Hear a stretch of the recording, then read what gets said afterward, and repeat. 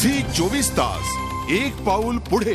एकीकडे आपल्या स्टिकच्या जोरावर अख्खं हॉकी विश्व गाजवणाऱ्या भारतीय हॉकी टीम सध्या आंतरराष्ट्रीय पटलावर आपलं स्थान टिकवण्यासाठी धडपडते। संघटनांमधील वाद, खेळाडूंमधील दुफळीनं पुकारल्या गेलेल्या टीमचा परफॉर्मन्स सुधारण्याकरता निवडण्यात आलेले परदेशी कोचेस अपयश यामुळे संपूर्ण भारतीय हॉकी विश्व ढवळून निघाले आणि म्हणूनच माजी हॉकी प्लेयर धनराज पिल्ले भारतीय हॉकीला सावरण्यासाठी पुढे आलाय।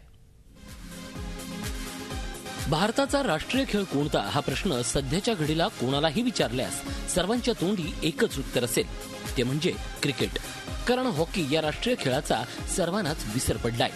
त्याला कारणही तशीच आहेत। एकेकाळी सुवर्णयुग अनुभवल्या भारतीय हॉकीची अवस्था घरघर लागल्यासारखी झालीय। हॉकी या खेळाला सावरण्याकरता आजी माजी प्लेयर्स जितकी धडपड करतात तितकी ती अधिकच गाळात रुतायला लागली आहे आणि भारतीय हॉकीची ही दयनीय स्थिती बदलण्याचा विडा उचलण्याची तयारी माजी भारतीय फॉरवर्ड हॉकी प्लेयर धनराज पिल्लेनं दर्शवली आहे।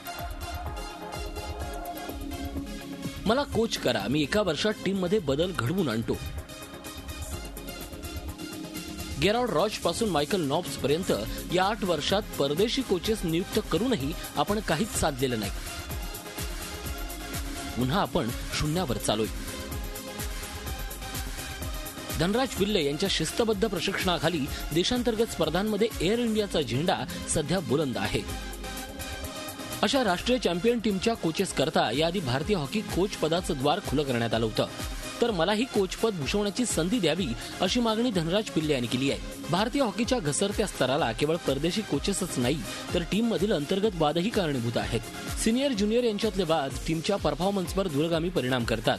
वाद हे केवळ प्लेयर्समध्येच आहे तसं नाही, तर संघटनांमधील वादही भारतीय हॉकीचा रथ गाळात रुतवण्यास कारणीभूत ठरलाय।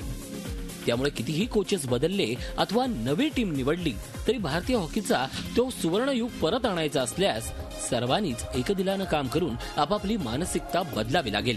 तेव्हाच भारतीय हॉकीचं हे अवघड शिवधनुष्य पेलता येण्याची ताकद हॉकी प्रेमींच्या मनगटात येईल। Bureau report, Zee media, Mumbai. Zee 24 तास एक पाऊल पुढे।